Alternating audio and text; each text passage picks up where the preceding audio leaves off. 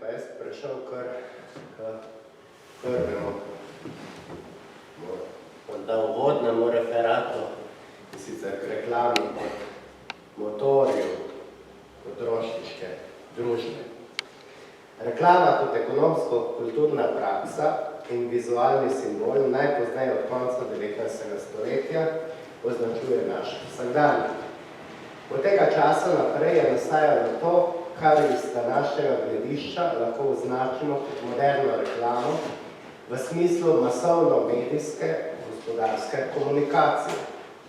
Na prizorišču dolge zgodovine zbujanja povpraševanja je moderna reklama od 19. stoletja naprej dajala pečat oglasom in plakatom, izoblikovanju masovnih medijev in odstranitvi meja lokalnih trgov in ponudb, kar je poganjalo kroženje blaga in storitev in s tem obseg menjave, to pa je med drugim ponovno uravnavalo in povečevalo preko reklame.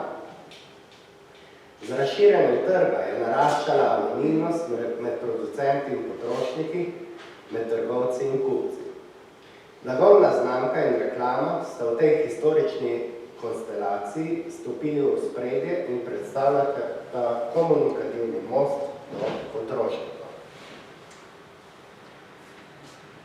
Povezava med reklamo in potrošniki je od poznega 19. stoletja naprej, torej, ko se je potrošnja oblikovala v življenjsko obliko moderne, postajala vedno bolj pomembna. Čas med obema svetovnima vojnama je nato z naraščanjem masovne proizvodnje predstavljal prehodni čas moderne gospodarske reklame, čas po drugi svetovni vojni pa končno lahko imamo za fazo njene silovite ekspanzije. Reklama in oglaševanje sta v današnji postmoderni civilizaciji vse prisoten pojav, ki se globoko in opazno zajeda v vsakdanje družbeno in zasebno življenjsko okolje. Reklama v modernem tržnem gospodarstvu in medijski družbi je torej neobhodno potrebna komunikativna struktura gospodarskega kot tudi socialnega življenja. Omogoča stik med ponudniki in povpraševalci, prišteva se med začetnike trenda popularne kulture, ki je v zadnjih desetletjih postala prvorazredni faktor načina življenja. Za razcvet reklame je nujen predpogoj javni prostor, ki ga sestavljajo množične komunikacije. Ta javni prostor komunikacije ima seveda svojo zgodovino, nastajal, razvijal in izpopolnjeval se je v dolgih desetletjih industrijske dobe. Sistem masovnih komunikacij, ki se je razvil tekom zadnjih 2 stoletij, je prostor, v katerem se je reklama tudi lahko razvijala. To je dinamično življenjsko okolje, ki ima hitri ritem proizvodnje in potrošnje, tako da so že dolgo pred televizijo dnevni časopisi izredno pospešili proizvodnjo in distribucijo tekstov. V tem dinamičnem prostoru obstajajo različni nivoji resničnosti, različne zahteve, obvestila in pripovedovanja. Vse to pa predstavlja ustrezen vir, ki stoji oglaševalcem na razpolago in iz katerega lahko črpajo svoje navdihe za sestavljanje reklamnih sporočil. Strinjamo se lahko, da je reklama znotraj simbolnih kulturnih svetov oblikovala nov nivo, ki ga poprej ni bilo. Odslej niso bili več konzumirani predmeti, temveč pomeni, in v tej signifikaciji, v procesu dajanja pomena, je reklama igrala odločilno vlogo in se institucionalizirala kot permanenten akt moderne kulture. Moderna reklama se je torej izoblikovala v dobi industrializacije in procesu oblikovanja moderne potrošniške družbe. Od začetkov industrializacije naprej je kazala pot v konzumno družbo. Zgodovina prave reklame se je dejansko začela s prehodom iz starega obvezujočega gospodarstva konkurenčnemu gospodarstvu in se hitro razvila v najpomembnejše komunikacijsko sredstvo med producenti in trgovci na eni in potrošniki na drugi strani. Oziroma, kot ugotavlja Dirk Reinhardt, ekonomska podlaga razvoja reklame je nastajala s prehodom od konkurenčno osiromašenega cehovskega gospodarstva k liberalnemu gospodarstvu.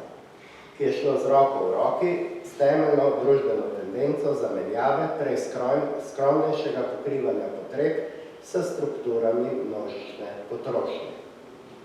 Ali kot je že leta 1910 zapisal avstrijski narodni gospodarstvenik in politik, univerzitetni profesor Viktor Mataja, trgovski promet je postal obsežnejši, bolj razvejan, tržišče večje, konkurenca brez počitka.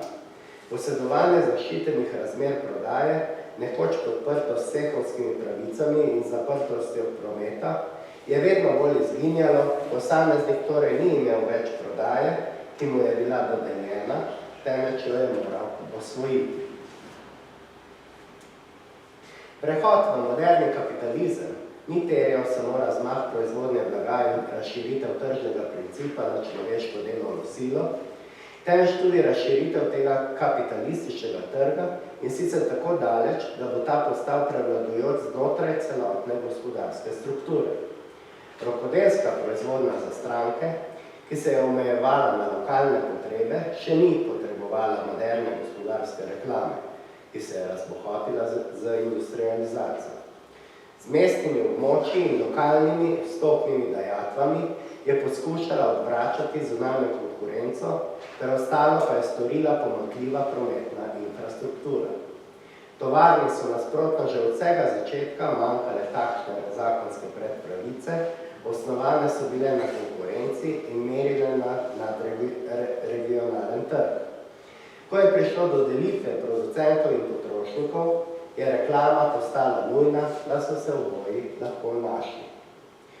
Kot so podjetniki in liberalni gospodarstveniki glasno pridigali njihove evangeliji blaginje, so si verujoči in neverujoči začrtovali pot v obljubljeno deželo potrošniške družbe z debelimi črkami na plakatih in oglasih. Svojo teologijo potrošnje niso več obljubljali užitkov v onstranstvu, pač pa odrešitev v zdajšnjosti. Po cela stoletja trajajoče izkušnje pomanjkanja je magija blaga še toliko bolj učinkovala. Novi kredo ni imel več veliko opravka s predindustrijskim svetom dela in s takratno mentaliteto, ni imel več opravka z državno gospodarsko moralo in s tem povezanim redom. Tu je šlo nasprotno za nekaj novega, za izrabo upanja na uspeh, za sproščeni trg in egoistično konkurenco. Tovarnar je moral poiskati svoje odjemalce, moral je znati zbujati potrebo za svoje blago v javnosti. Distanca med tovarniško proizvodnjo in krajem prodaje ter pospešeno oddaljevanje podjetnikov in potrošnikov drug od drugega je krepilo pridobivanje pomena moderne reklame. Medtem ko je bila posebej usmerjena proizvodnja za stranke, sukcesivno spodkopavana s konceptom k dobičku usmerjene tržne produkcije, se je na ravni oskrbovanih kupcev v vedno večji meri krepil medijski poziv anonimne množične komunikacije. Razvoj moderne reklame je spremljala vzpostavitev posebnih inštitucij in lastne gospodarske panoge, profesionalizacija in dvig na znanstveno raven, kot tudi več ali manj močni efekti rasti, ki so učinkovali tudi na druge branže. Pojem reklame se je vse do izbruha Prve svetovne vojne osredotočal v bistvu na poslovno življenje in gospodarstvo. Prišlo je tudi do prvih tipajočih poskusov, da bi področje prodaje in še posebno reklame dvignili na znanstveno raven. Eden izmed pionirjev moderne znanosti o reklami, Rudolf Seifert, jo je leta 1914 v delu Die Reklame des Kaufmanns, sprav reklama trgovca, v širšem smislu definiral kot namerno vzbujanje pozornosti pri občestvu ali pri določeni skupini interesentov, da bi s trgovsko reklamo v ožjem smislu izboljšali pridobivanje kupcev. Učinek moderne reklame s tem ni ostal omejen na splošno razglašanje, interes in pozornost publike. Moderni teoriji reklame je šlo za veliko bolj poudarjeno prepričevanje, za sistematično zasidrane reklamnih sporočil v spomin in njihovo neopazno zgoščanje v podzavest.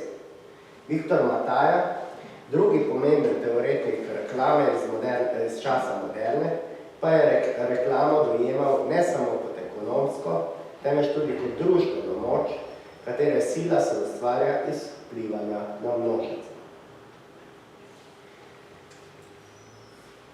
Celo vrsto definicij, kaj naj bi bila reklama, ki so jo napisali znanstveniki v letih pred Prvo svetovno vojno, je Karl Lauterer na to takole združil v svojem učbeniku o reklami iz leta 1923. Pod reklamo splošno razumemo tisto dejavnost, ki z določenimi sredstvi in njihovo uporabo pritegne pozornost na neko blago, nek predmet, neko stvar ali neko podjetje. Pri tem se ta dejavnost ne sme zadovoljiti zgolj s tem, da zbuja pozornost in najboljšem primeru interes, temveč naj bi s svojo zgovornostjo in močjo prepričevanja, s katero mora biti neločljivo povezana, namerno pripravila ljudi do končnega cilja, to je nakupa. Do nakupa pa naj bi končno vodil psihološki učinek reklame. Zato je bilo za tiste, ki so se z reklamo ukvarjali, pomembno tudi sodelovanje s psihologi. Odločitev za nakup se večinoma ne pojavi takoj, temveč mora prej dozoreti, kar je v večini primerov doseženo ravno z reklamo. Francoski časnikar in esejist Gilles Arne je leta 1912 v razpravi Kako naj delamo reklamo schematično predstavil pot, ki z reklamo postopoma vodi od ravnodušnosti do končne odločitve za nakup. Stopnje, ki po premaganem odporu vodijo k nakupu, so pozornost, interes, želja, volja in končno nakup. Nakup pa je končno glavni in zaključni cilj kakršnekoli reklame. No, reklama se vse do izbruha Prve svetovne vojne tudi ni mogla utresti negativnega prizvoka. Učitali so ji prevaro, nepošteno konkurenco in kričavo vsiljivost. To je moderno reklamo kot nezaželeno noviteto pogosto rinilo v močvirje nemravnosti. Razlikovanje med dobro in slabo, med resno in neresno, med moralno in nemoralno reklamo je kot rdeča nit prepredalo cel spektr teoretičnih, kot tudi na prakso naravnanih spisov. Med nasprotniki reklame se je pogosto izoblikovalo mnenje, da reklama ne samo da zapeljuje k nakupu manj vrednih produktov, temveč da vrhu tega blago tudi podraži. A med gospodarstveniki se je vendarle hitro razširilo prepričanje o nepogrešljivosti reklame in o njenem vabljivem in močnem potencialu. Reklamo so imeli za narodno gospodarsko in trgovsko politično silo, za nov način poslovanja, za novo panogo, ki naj bi v določeni meri uravnavala ponudbo in povpraševanje. Njen namen naj bi bil spodbujanje, razširjanje in stabiliziranje prodaje, pa tudi zbujanje novih potreb. Z izbruhom moderne so se medijske oziroma komunikacijske možnosti močno okrepile. Množica novih časopisov, revij, populavi priročnikov, adresarjev, turističnih vodnikov in drugih glasil je s povečanjem prostora za reklamna sporočila, oglase in podobno olajšala ponudnikom dostop do vedno bolj široke množice odjemalcev.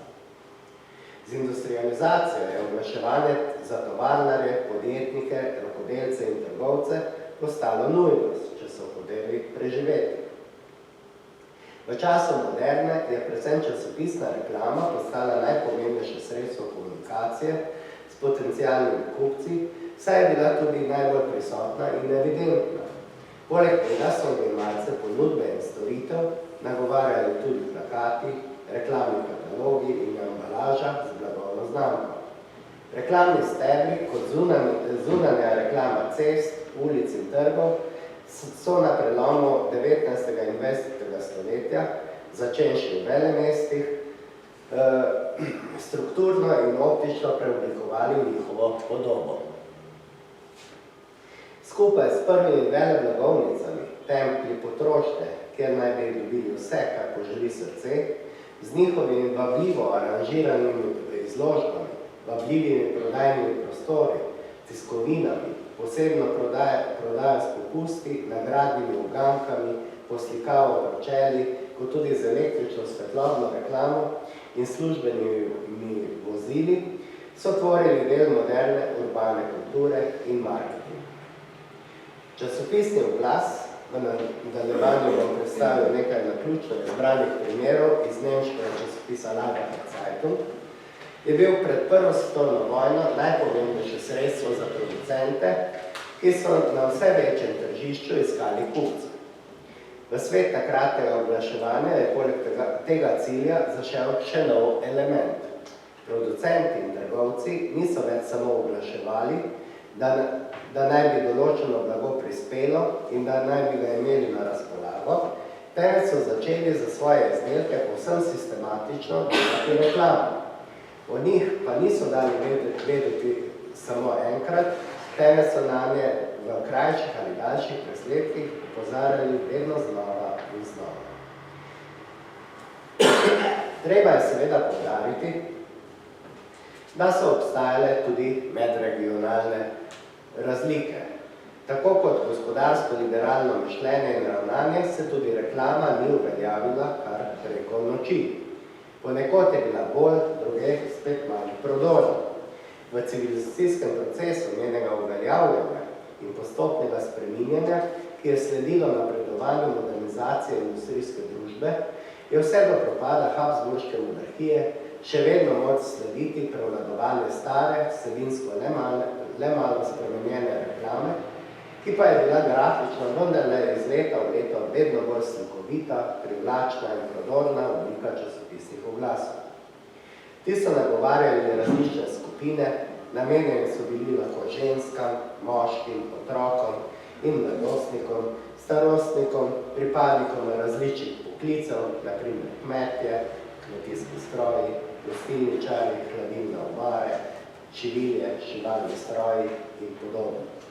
Oglaševali so lahko pripomočke za gospodinjenje in gospodinstva, živila in poživila, zdravila, higienske pripomočke, lepotilna sredstva, oblačila po najnovejši modi, ponudbo trgovcev in veletrgovcev, finančne storitve, ponudbe za potovanja in tako dalje in tako naprej.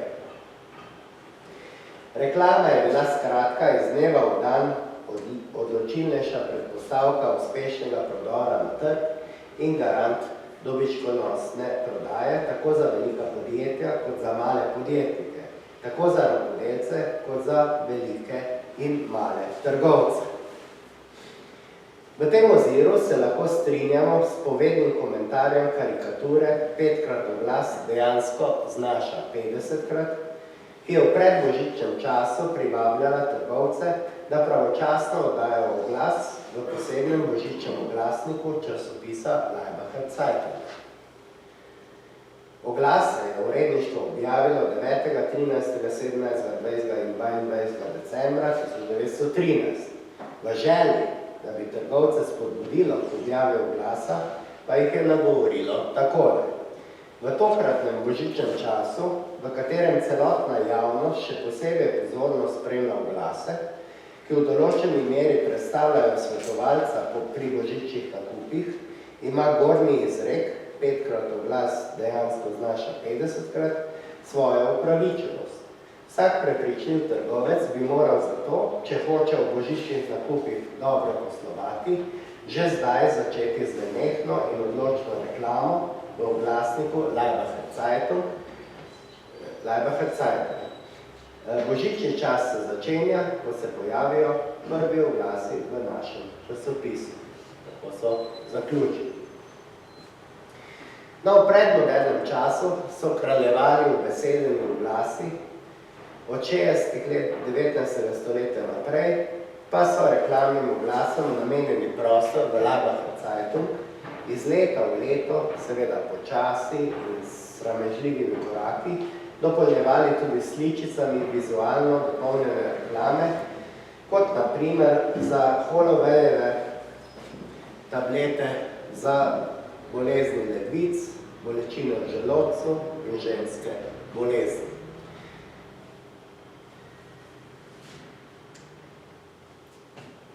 No, tem reklamam se pridruži lahko še tale benediktinski liker za boljšo prebavo in apetit, dr. Šmidovi obliži za kurja očesa ali pa berov izvleček za živce. Lahko pa bi izbrali tudi sirup za obolela pljuča, bledico, slabokrvnost, ribje olje za lažjo prebavo. Vse našteto lahko seveda uvrstimo v skupino zdravila in pa tudi poživila. Oglasi so ponujali marsikaj, predvsem pa uspeh. Nekatera zdravila so tudi dejansko pomagala, po drugi strani pa je slediti celi vrsti praškov in zvarkov, ki so obljubljali na primer odpravo impotence in s tem uspešno konzumiranje zakona, oglase, ki so obljubljali ozdravljanje takrat smrtno nevarne masturbacije, na primer s pomočjo peruinske štupe, ki se pojavlja v oglasih v 80. letih 19. stoletja, ali pa ozdravljanje alkoholizma s čudežnim eliksirjem alkoholin iz leta 1915 in še kaj podobnega.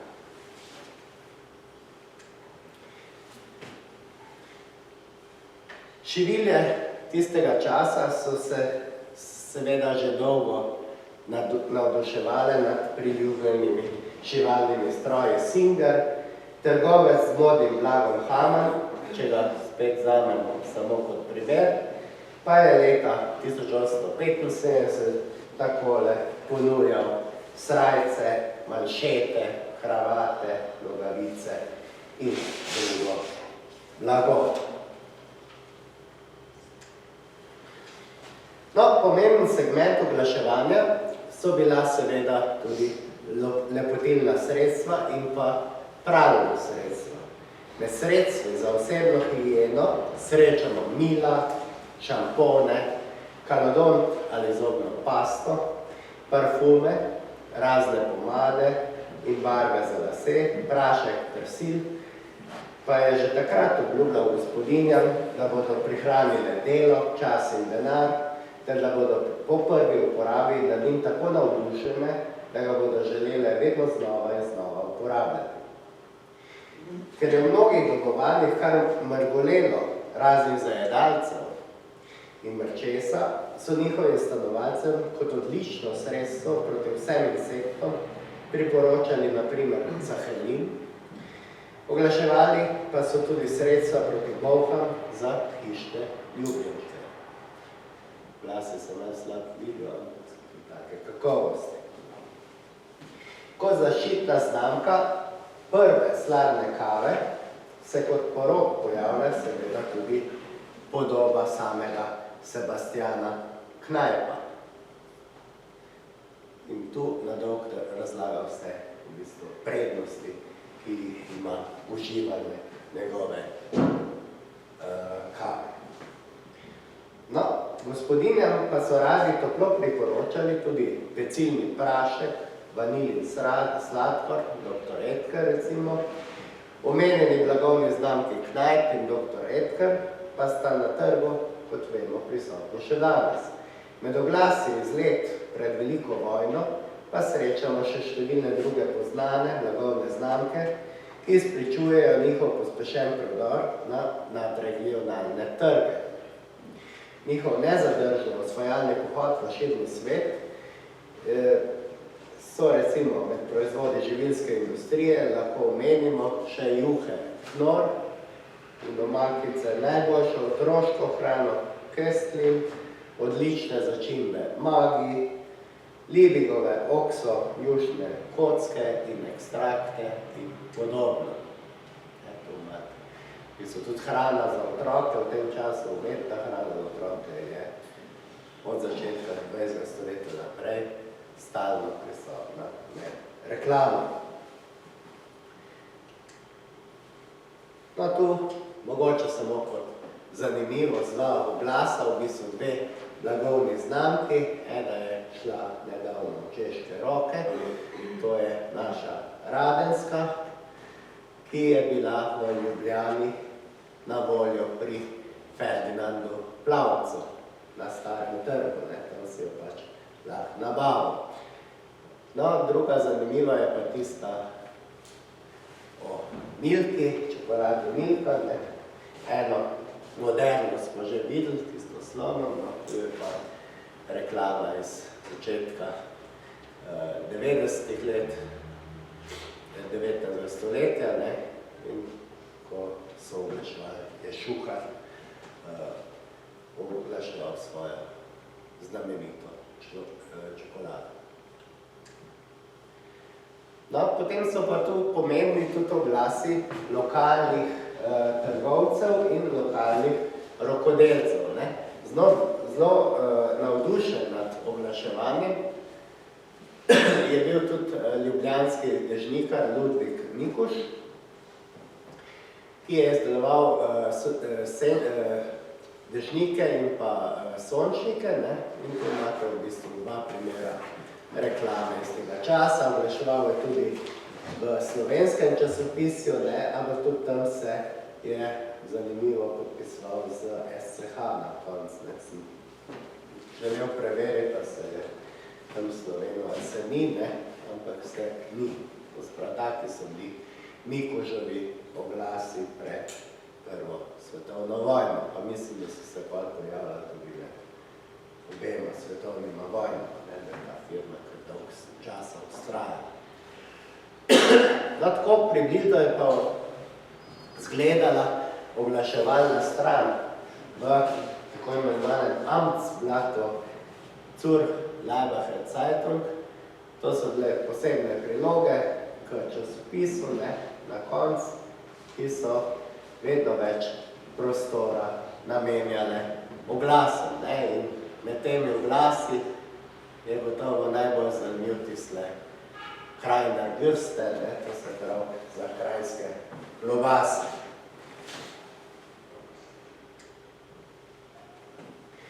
Seveda so že takrat obstajale tudi tako imenovane današnje akcije, ko trgovci vabijo s posebnimi ugodnimi cenami k nakupom, taki so bili tudi božični nakupi.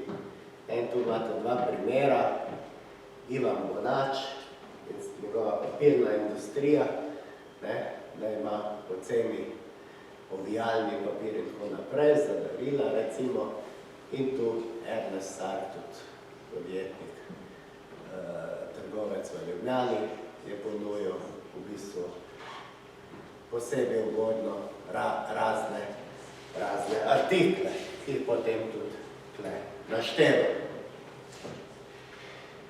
No, tu imamo pa v bistvu tudi en predbožični oglas, ki pa je nekakšna predhodnica današnjih Lego kock, gre za sicer za kamnite kocke, iz katerih so fantiči tamnega vidite lahko sestavljali svoje gradove, ampak zanimivo je vabilo staršem, da naj se vendarle odločijo za nakup teh kock, ker tako se bojo vsaj za par ur rešili nadležnega otroka, ker se bo zamudil pač sestavljanje tegale čudovitega gradu.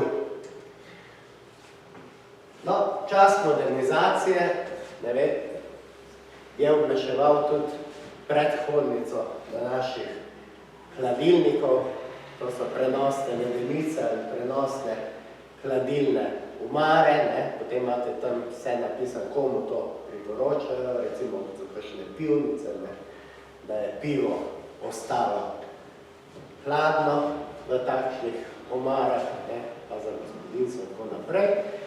V tem času v meščanskih stanovanjih, seveda, če so bili koliko je to pogledni, pa ni smel manjkati klavir ali pa vsaj pianino v njihovih salonih. In zaradi tega skozi celotno 19. stoletje, praktično v stoletju meščanstva, spremljajo tudi oglase prodajalcev klavirjev. Moderniziral se je tudi promet, ne, poleg konj in prežnih vozov, ne, se na cestah vse od 80. let 19. stoletja pojavlja vedno več kolesarjev, ne, in prodaja koles se je vedno bolj širila. Seveda so znana Puhova kolesa, ne, tale je primer Štirja, Puh, ne, pa tudi druge firme, ne, recimo kolesa Peugeot in tako naprej. Čas pred Prvo svetovno vojno je tudi čas izseljevanja v Ameriko, ne, in mnogi oglasi so se seveda posvetili tudi oglaševanju ugodnega potovanja do tako imenovanega Novega Yorka, ne, do New Yorka, preko Hamburga in drugih pristanišč Bremna, recimo, so v glavnem potovali v obljubljeno deželo Ameriko, ne, redkeje preko Trsta in tako naprej. Ampak ti oglasi se pred Prvo svetovno vojno vedno bolj množijo in so vedno bolj ugodni, ne. Zanimiv je tale drugi oglas, s tisto sliko zraven, ne, ki je tudi predhodnik hitre dostave paketov, recimo, ne, da v 7 dneh prispe paket v New York iz Ljubljane. Seveda, ob koncu 19. stoletja se na naših cestah pojavi tudi prvi avtomobil, prvi je bil Kodeli, ki se je pripeljal v Ljubljano, ne, in v prvem desetletju 20. stoletja se pojavljajo tudi oglasi za prometno sredstvo prihodnosti, to se pravi za avtomobile, v tem primeru pa tudi za tovornjak. Poleg tega so meščani predvsem, premožnejši, vedno bolj modernizirali svoja stanovanja z napeljavo vodovoda, kanalizacije, ne, se omogoči tudi vgradnja tako imenovanih angleških stranišč, water closet, na vodno iztlakovanje, ne, in že v začetku 90. stolet se pojavijo prvi taki oglasi za vgradnjo stranišč, ne, ampak to so še vedno stranišča starega kova, to se pravi, ki so se morala izpraznjevati, ne, po sistemu water closet, ne, ampak s prihodom vodovoda v Ljubljano po 1890 in kanalizacijske mreže po 1898 se od začetka 20. stoletja naprej vedno bolj množijo tudi tako imenovana angleška stranišča in oglaševanje teh stranišč je vedno bolj pogosto. Konc 19. stoletja pride spet primer Ljubljane, ker govorimo o časniku Laibach-Zeitung, ne, pride v Ljubljano tudi električna razsvetljava in zato se v časopisu pojavijo tudi oglasi za električne žarnice, ne, ki zagotavljajo seveda varčnost, kot danes so čisto podobni oglasi, ne, da so te žarnice vzdržljive, varčne in tako naprej. Ne. Zelo fina je tudi poimenovanje, Botan in tako naprej. Ne. Pa tudi firma, ki je to oglaševala, je znana in sicer gre za Siemens Schucker. Ne. No, da ne bom res predolg, še zadnji oglas, ki pa ni zanimiv zaradi tistih damskih klobukov, ki se pojavljajo na vrhu, ne, ki so lahko še tako modni, ampak je zanimiv predvsem zaradi Edisonovega kinematografa. To je bil v bistvu oglas iz novembra 1897, to se pravi, to je bilo malo po izumu filma, ne, in to je bil potujoči podjetnik, ne, ki je hodil od mesta do mesta. V Ljubljani se je ustavil v hotelu Štatvin ali hotel pri Malniču, po slovensko, to je tam, ko je danes današnja Nama, pred nama Bata, hotel Malnico pa podrli med obema vojnama in 30 letih je dostala blagovnica Bata, najprej zdaj tam Nama, tam na Lugano, nasprot pošte je tam hotel Malnic stal, ampak zanimivo je v bistvu spored, ki ga najavi ta trgovec s filmi, bi mu rekli, prvi film, ki ga je zavrtel, je Šnelcuk, to se pravi vlak, poznate se prizor, ko pripelje vlak proti gledalcem in se vsi ustrašili, da zbežijo, to je pač tisti začetki. No, zanimivi so pa tudi ostali filmi, med njimi je celo erotičen film, Damen in Bat, to se pravi ženske, ki se kopajo in treba povedati, da takrat so ti potujoči trgovci s filmi prirejajo tako imenuje moške večere, to pravi Männerabend, ki so bili zelo diskretni in tam so se vrteli tudi prvi erotični filmi tistega časa, ki niso bili več posebni. S tem bi jaz zaključil, da bi se